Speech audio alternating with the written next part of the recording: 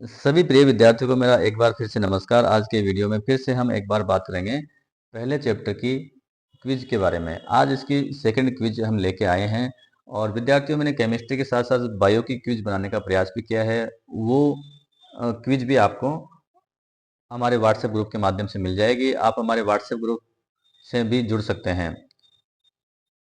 तो केमिस्ट्री के तो सभी चैप्टर्स की लगभग दो दो क्विज तो मैंने बनाई हैं और जो इम्पोर्टेंट क्वेश्चन है वो भी मैं आपको जोड़ने का प्रयास करूंगा। विद्यार्थियों, हम जानते हैं कि जो बोर्ड परीक्षा है उसमें छोटे प्रश्न ज़्यादा आते हैं और छोटे प्रश्नों की तैयारी के लिए सबसे बेस्ट होती है क्विज। पहले आपको चैप्टर अच्छी तरह से पढ़ना है, फिर उसकी क्विज हल करनी है। यदि आपने चैप्टर अच्छी तरह से पढ़ लिया, सारे कॉन्सेप्ट आपने क्लियर कर दिए, तो क्विज में जरूर आपके अच्छा स्कोर होगा। और इस क्विज की बार बार आपको प्रैक्टिस करनी चाहिए क्योंकि एग्जाम में अधिकतर प्रश्न छोटे आते हैं और केमिस्ट्री में तो जो बड़े क्वेश्चन होते हैं उनके अंदर भी चार चार छोटे छोटे प्रश्न होते हैं। तो छोटे प्रश्नों के लिए सबसे बढ़िया क्विज होती है। यदि आपने मेरा चैनल सब्सक्राइब नहीं किया है तो इसको आप जरूर सब्सक्राइब कर लें। साथ ही बेल आइकन भी आपको दबा लेना है ताकि जल्दी से आपके पास वीडियो आ सके। मैंने सभी विषयों के ब्लूप्रिंट के वीडियो भी बनाए हैं, वो भी आप तक पहुंच जाएंगे। तो ब्लूप्रिंट के माध्यम से हम जान सकते हैं कि किस चैप्टर में से कितने नंबर के प्रश्न आएंगे और उनकी संख्या क्या क्या रहेगी। तो विद्यार्थियों, इस वीडियो को हम स्टार्ट करते हैं। इस क्विज में जो क्वेश्चन मिलेंगे आपको वो मिलेंगे 25 ऑब्जेक्टिव क्वेश्चन मिलेंगे। सही ऑप्शन पे टिक करना है आपको।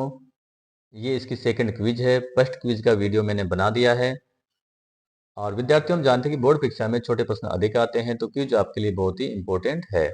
सभी प्रश्न आपको एक एक अंक के ही हैं, ज़्यादा बड़े प्रश्न नहीं मिलेंगे आपको, एक एक नंबर के रहेंगे और सभी आपको करने अनिवार्य है। कोई भी माइनस मार्किंग इसमें नहीं होगी। रफ कॉपी और पेन साथ लेकर आपको बैठना है क्योंकि कई बार आपको सवाल हल करने भी पड़ सकते हैं। और मैं तो चाहता हूँ कि जो साइंस के विद्यार्थी है उनको तो हमेशा पेन कॉपी लेके बैठना ही चाहिए। तुक्के कई बार गलत हो जाते हैं, कई बार अपन जल्दबाजी में आंसर करते हैं। अब मैंने कई ऐसे विद्यार्थी देखे हैं जिनको अच्छी तैयारी के बावजूद भी क्विज में कई क्वेश्चन उनके गलत हो जाते हैं।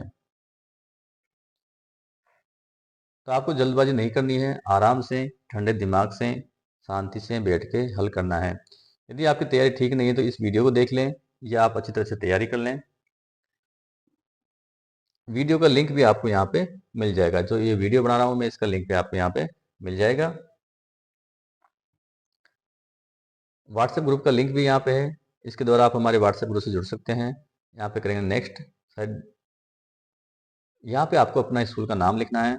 नाम आपको पूरा ही लिखना है, जगह का नाम पूरा लिखना है। बाकी नाम आप शॉर्ट में लिख सकते हैं। जैसे government senior secondary school Siwar है तो आप इस प्रकार से उसका नाम लिख सकते हैं। तो स्कूल का नाम शॉर्ट में और जगह का नाम पूरा आपको लिखना है ताकि पहचान हो सके कि बच्चे कहाँ कहाँ से पूरे राजस्थान में इस क्विज को हल कर रहे हैं। आपका जो भी नाम है वो आपको यहाँ पे लिखना है, पूरा नाम लिखना है। और इसमें स्कोर यदि आपका कम होता है ज़्यादा होता है तो कोई दिक्कत वाली बात नहीं है। आपको पूरा नाम आपको लिखना है, कोई आपको पनिशमेंट मिलने वाला नहीं है। इसका जो थर्ड सेक्शन है इसमें आपको क्वेश्चन मिलेंगे और यहाँ पे भी आपको पूरे 25 क्वेश्चन मिलेंगे। इनके आंसर आपको देने हैं। पहले क्वेश्चन को ध्यान से पढ़ें, चारों ऑप्शनों को देखें, क्या इसका सही आंसर हो सकता है, वो उस पर टिक करें और आगे बढ़ें। क्विज पूरी होने के बाद आपको आपका आंसर इसमें दिख जाएगा। जो क्वेश्चन आपने गलत किए हैं वो रेड कलर में दिखेंगे, जो आपने सही किए हैं वो आपको ग्रीन कलर में दिखाई देंगे। तो पहला क्वेश्चन है, डाल्टन के अनुसार किसी गैस का वाष्प अवस्था में आंशिक दाब उसके किसके समानुपाती होता है वो बताना है। खालिस्तान है और खालिस्तान भी अपने एग्जाम में आते हैं। तो यहाँ पे इसका सही आंसर मोल प्रभाज। डाल्टन का नियम तो आपने पढ़ा ही होगा, तो मोल प्रभाज इसका सही आंसर है। तो इस पर टिक करें, आगे बढ़ें। सेकंड क्वेश्चन देखिए, निम्न के 0.1 जलीय विलयन में न्यूनतम हिमांक किसका होगा। अब अपन जानते हैं कि कणों की संख्या बढ़ने पर हिमांक में अवनमन होता है। इसे ध्यान रखें, हिमांक में अवनमन या हिमांक कम होता है। तो कणों की संख्या जिसकी ज्यादा होगी उसका हिमांक कम होगा। यहाँ पे न्यूनतम पूछ रहा है, कम से कम किसका होगा। तो आपको देखना है कणों की संख्या किसमें ज्यादा है। तो ये पोटेशियम सल्फेट है, इसको K2SO4 लिखते हैं अपन। और जब पानी में घोलेंगे तो इस प्रकार से टूटेगा, दो तो K प्लस बन जाएंगे और एक बन जाएगा इसमें सल्फेट आयन। तो इसके लिए I बराबर कितना हो जाएगा, पहले एक था ये, और कितने बन गए, दो तो के प्लस बन गए, एक ये बन गया, 3 आई बराबर 3। सोडियम क्लोराइड को लिखते हैं अपन NaCl से, तो ये भी टूटेगा तो Na प्लस और Cl माइनस बन जाएगा इसमें। तो पहले एक था, अब दो हो गए, तो आई बराबर कितना है, 2। यूरिया और ग्लूकोज टूटते ही नहीं है, तो इनके लिए आई बराबर एक एक रहेगा दोनों के लिए। तो जिसका आई ज्यादा है उसका हिमांक सबसे कम होगा। तो सबसे ज्यादा आई किसका है, पोटेशियम सल्फेट का। तो इसका सही आंसर आपके यही होगा।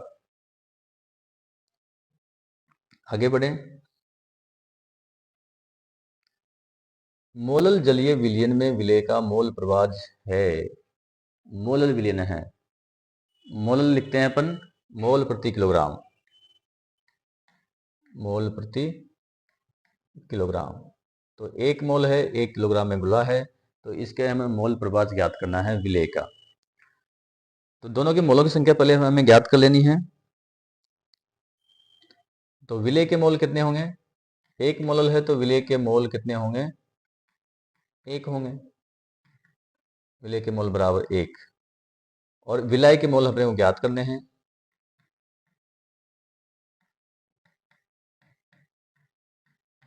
तो भार बटा अणुभार से अपन मोलों की संख्या ज्ञात कर सकते हैं। उसके लिए देता हूं भार बटा अणुभार। तो विलायक कौन है, यहाँ पे जल है, और जल का भार कितना है, यहाँ पे 1 किलोग्राम।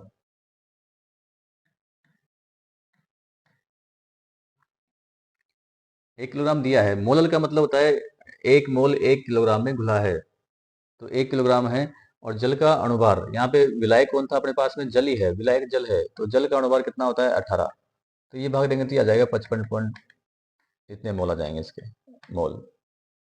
तो कुल मोलों की संख्या कितनी होगी, कुल मोल, तो एक तो इसका है और 55.56 इसके हैं, 1 प्लस 55.5 लिख दो या 5 लिख दो, तो ये इतने मोल हो जाएंगे कुल मोल। किसके ज्ञात करने अपने को, विलेय का मोल प्रभाज। तो यहाँ पे लिख दो मैं विलेय का मोल प्रभाज बराबर, विलेय के मोल कितने हैं उसको लिखेंगे ऊपर, कुल मोलों की संख्या को लिखेंगे नीचे। तो जब आप इसका भाग दोगे तो ये संख्या आ जाएगी आपके 0.018, क्या इसका सही आंसर हो जाएगा, ये होगा विलेय का मोल प्रभाज। तो इसका ये ऑप्शन यहाँ पे सही है। तो सारे क्वेश्चन आपको हल करने हैं। यदि विद्यार्थियों आपने अभी तक मेरा चैनल सब्सक्राइब नहीं किया है तो इसको आप जरूर सब्सक्राइब भी कर लें, साथ ही बेल आइकन भी दबा लें, ताकि ऐसे वीडियो तुरंत ही आपके पास में पहुंच सके। अगला क्वेश्चन देखिए, गोताखोरों को बैंड से बचाने के लिए सिलेंडर में ऑक्सीजन के साथ कौन सी गैस भरी जाती है। गोताखोरों को बैंड से बचाने के लिए सिलेंडर में ऑक्सीजन के साथ में भरी जाती है, कौन सी गैस भरी जाती है, तो एक तो हीलियम होती है और एक होती है उसमें N2, बैंड से बचाने के लिए, है ना। और बैंड आप जानते हो क्या होते हैं, ये सही आंसर है। आगे बढ़े। वाष्प दाब को प्रभावित करने वाले कारक है, तो ये सभी कारक इसको प्रभावित करते हैं। विलयन में उपस्थित सभी घटकों के मोल प्रभाजक का योग कितना होता है। विलयन के चाहे 2 घटक हो, चाहे 3 घटक हो, चाहे 10 घटक हो, सबके मोल प्रभाजक का योग हमेशा कितना आएगा, 1। किसका वाष्प दाब न्यूनतम होगा, किसका वाष्प दाब न्यूनतम, और वाष्प दाब में जब कणों की संख्या बढ़ती है तो अवनमन होता है। वाष्प दाब में क्या होता है, अवनमन, और अपन पढ़ते हैं वाष्प दाब में आपेक्षिक अवनमन। तो यहाँ पे न्यूनतम पूछ रहा है, तो जिसमें कणों की संख्या ज्यादा होगी उसका वाष्प दाब न्यूनतम होगा। तो यहाँ पे सुक्रोज है, आई बराबर कितना होगा, 1। फिनोल, फिनोल के लिए भी आई बराबर कितना होगा, 1, टूटेगा नहीं फिनोल भी। सोडियम क्लोराइड को लिखते हैं अपन NaCl, और इसके लिए आई बराबर होता है 2। बेरियम क्लोराइड को लिखते हैं अपन BaCl2, पानी में विलयन में टूटेगा, क्या बनेगा, Ba2 प्लस बनेगा और 2 बनेंगे क्लोराइड आयन। तो पहले कण एक ही था, फिर कितने हो गए, 3, तो आई बराबर कितने हो गए इसके लिए, 3। तो जिसके आई का मान सबसे अधिक होगा उसका वाष्प दाब सबसे कम होगा। तो यहाँ पे बेरियम क्लोराइड वाला ऑप्शन सही है। किसके जलीय विलयन का क्वथनांक सर्वाधिक होगा, क्वथनांक सर्वाधिक होगा, तो क्वथनांक में तो उन्नयन होता है, यदि कणों की संख्या बढ़ेगी तो क्वथनांक भी बढ़ता है, इस बात को ध्यान रखना है। क्वथनांक में होता है उन्नयन। कणों की संख्या बढ़ती है तो क्वथनांक भी बढ़ेगा। तो ग्लूकोज में कितने आई बराबर देख लेते हैं सबका। ग्लूकोज का आई 1 होता है, सुक्रोज का भी आई बराबर 1 होता है, NaCl के लिए आई बराबर 2 होता है, CaCl2 के लिए आई बराबर हो जाएगा 3। तो जिसका आई ज़्यादा होगा क्वथनांक भी ज़्यादा होगा, क्योंकि क्या होता है क्वथनांक में उन्नयन। तो कैल्शियम क्लोराइड इसका सही आंसर है। निम्न में से किसका परासरण दाब सबसे कम है। परासरण दाब भी कणों की संख्या बढ़ने पर बढ़ता है। तो MgCl2 के लिए आई बराबर, आई का मान इसमें देखना है अपने को। इसके लिए आई बराबर 2, इसके लिए आई बराबर 1, इसके लिए आई बराबर 2। तो सबसे कम देखना है, जिसके कणों की संख्या सबसे कम परासरण दाब भी सबसे कम। तो ये तो टूटेगा नहीं, तो आई बराबर 1 इसके लिए होगा, तो परासरण दाब इसका सबसे कम होगा। सबसे ज्यादा परासरण दाब होगा 3 वाले का। समान सांद्रता में लेने पर किस युग्म के विलयन समप्रासरी है। समप्रासरी का मतलब है उनमें कणों की संख्या भी समान होगी, तो उनके परासरण दाब भी समान हो जाएंगे। तो यहाँ पे देखो, यूरिया के लिए आई बराबर 1 होता है, इसके लिए 2 होता है, इसके लिए 1 होता है, इसके लिए 2 होता है, इसके लिए 2 होता है, इसके लिए भी 2 होता है, इसके लिए 2 होता है, इसके लिए 3 हो जाएगा। तो जिनमें कणों की संख्या समान होगी, जो टूट के समान कण बढ़ाएंगे, उनका विलयन भी समप्रासरी होगा। तो यहाँ पे ये ऑप्शन सही है इसका। ये क्वेश्चन विद्यार्थियों आपके बहुत काम आएंगे, और सतह आप नीट की तैयारी कर रहे हैं तो उसके लिए भी ये क्वेश्चन इंपॉर्टेंट है। और भी क्विज में नीट के लिए भी अलग से बना दूंगा। विद्यार्थियों आपको लगातार मेहनत करनी है। ये नहीं कि एक दिन आपने पढ़ाई कर ली, बाद में आप आराम से बैठ जाओ। कछुए और खरगोश की कहानी तो आपने सुनी होगी। कछुआ तो बहुत धीरे चलता है और खरगोश बहुत तेज दौड़ लगाता है, लेकिन जीतता कौन है। कछुआ जीतता है। क्यों जीतता है? क्योंकि वो लगातार मेहनत करता है, लगातार चलता रहता है। तो आप यदि इंटेलिजेंट हो तो भी ये कहानी आपको सीख देती है, और यदि आप कमजोर हो तो भी ये कहानी आपको सीख देती है। फिलहाल तो हम ज़्यादा डिटेल में कहानी आपको सुनाएंगे नहीं। जब कहानी सुनाने की बारी आएगी तो भी तब हम आपको जरूर कहानी सुनाएंगे। अगला देखते हैं। जलीय विलयन में विलय के पूर्ण वियोजन के लिए वान ठाप गुणांक का मान अधिकतम किसका होगा। तो K2SO4 के लिए तो 3 होता है, MgSO4 के लिए 2 होगा, NaCl के लिए 2 होगा, KCl के लिए भी 2 होगा। तो वन टाप गुणांक का अधिकतम मान किसके लिए होगा? K2SO4 के लिए। तो ये इसका सही आंसर है। एक आदर्श विलयन के लिए सही कथन कौन सा है? आयतन में परिवर्तन होता ही नहीं है, तो ये तो गलत हो गया। एंथैल्पी डेल्टा G बराबर, ये भी गलत है। एंट्रोपी तो उनकी बढ़ जाती है, ये भी गलत है।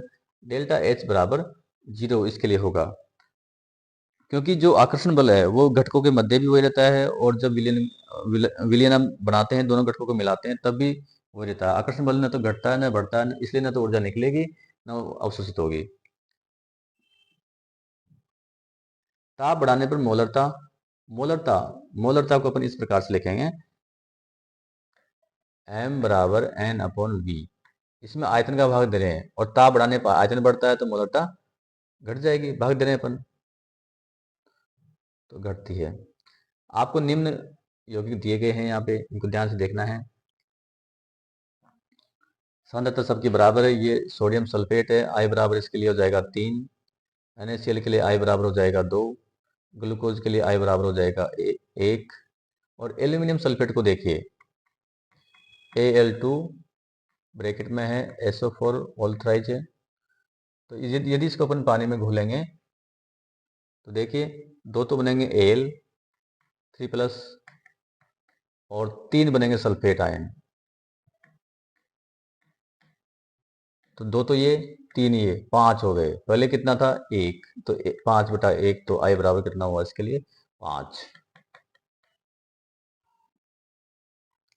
तो बढ़ता क्रम देखिए, क्वथनांक में तो उन्नयन होता है, तो सबसे ज्यादा क्वथनांक किसका होगा? डी का होगा। तो डी इसमें भी है और डी इसमें भी है। सबसे कम किसका होगा? जिसका आई का मान सबसे कम है, क्वथनांक सबसे कम, उसका होगा। तो सी सबसे पहले आना चाहिए। तो सी सबसे पहले देखो, इन दोनों में से इसमें है, ये क्रम इसका सही है।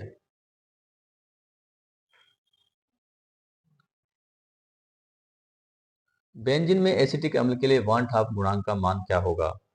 बेंजीन में एसिटिक अम्ल होता है विद्यार्थियों डाइमर के रूप में,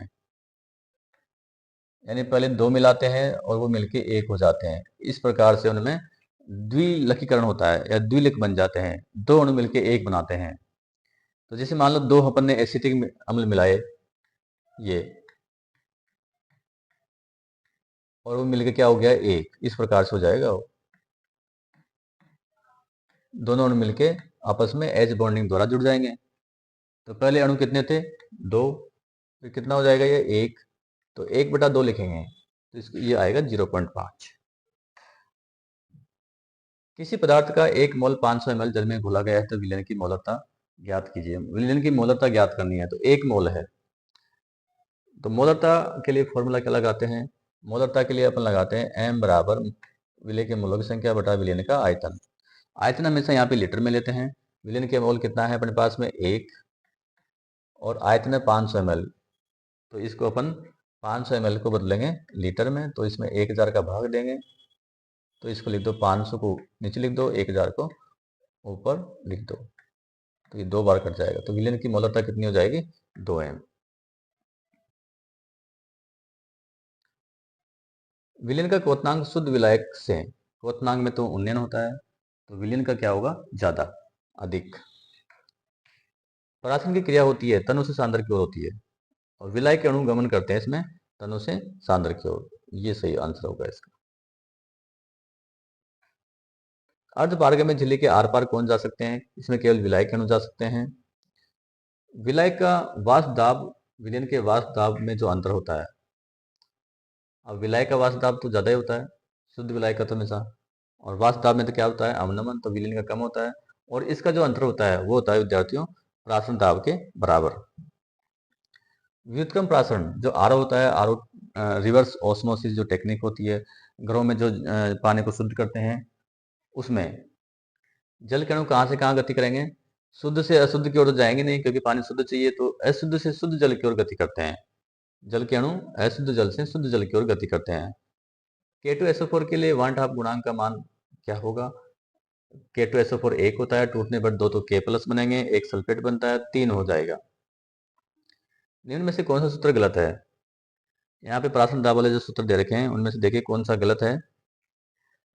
पाई वी बराबर एनआरटी सही सूत्र है, पाई बराबर एनआरटी अपन पी, ये गलत हो गया। पी का मतलब दाब, दाब इसमें कहीं आता ही नहीं है, प्राशन दाब तो यही है, और ये दोनों भी सही है। सभी सूत्र आपको याद होने चाहिए। इसका मैं आंसर यहाँ पे गलत कर लेता हूँ। ग्लूकोज के लिए 1/2 गुणांक का मान कितना होगा, ग्लूकोज तो टूटता ही नहीं है, तो 1/2 गुणांक का मान 1 होगा, जो नहीं टूटेगा उसके लिए। वह ताप जिस पर किसी द्रव का वाष्प दाब उसकी ठोस अवस्था के वाष्प दाब के बराबर हो जाता है, तो वह क्या कहलाता है।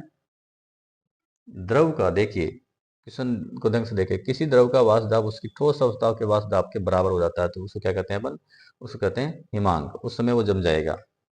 तो खाली स्थान इस प्रकार से आपकी प्रैक्टिस होनी चाहिए, ये चीजें आपको आनी चाहिए। तो हिमांक को सही करें और नीचे सबमिट पे क्लिक करना है। व्यू स्कोर से अपना स्कोर देखना है, अपने टीचर तक इसको शेयर करें। अब देखिए, एक क्वेश्चन अपने गलत किया था, मैंने पहले भी कहा था कि क्वेश्चन मैं गलत कर लेता हूं, तो यहाँ पे 25 में से 24 नंबर आपके आ गए। तो जितना भी स्कोर है वो यहाँ पे आपको इस प्रकार से दिख जाएगा। एक क्वेश्चन हमने गलत किया ही था, तो उस गलत क्वेश्चन को अपन देखते हैं। जो सही क्वेश्चन है विद्यार्थियों वो ग्रीन कलर में दिखाई देंगे, और जो गलत क्वेश्चन है वो आपको रेड कलर में दिखाई देंगे। इस प्रकार से देखिए, ये सब ग्रीन है।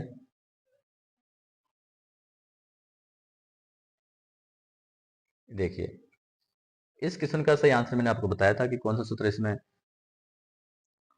गलत है, तो गलत सूत्र इसमें ये था, और अपने जानबूझ के इसको ये टिक किया था। तो जो गलत क्वेश्चन है वो आपको यहाँ पे रेड कलर में दिखाई देगा, और जो जितने भी सही क्वेश्चन है वो आपको ग्रीन कलर में दिखाई देंगे। तो विद्यार्थियों, आप बार बार क्विज कर सकते हैं, इसकी कोई लिमिट नहीं है। ये नहीं कि आप एक बार कर दिया क्विज अब ब्लॉक हो जाएगी।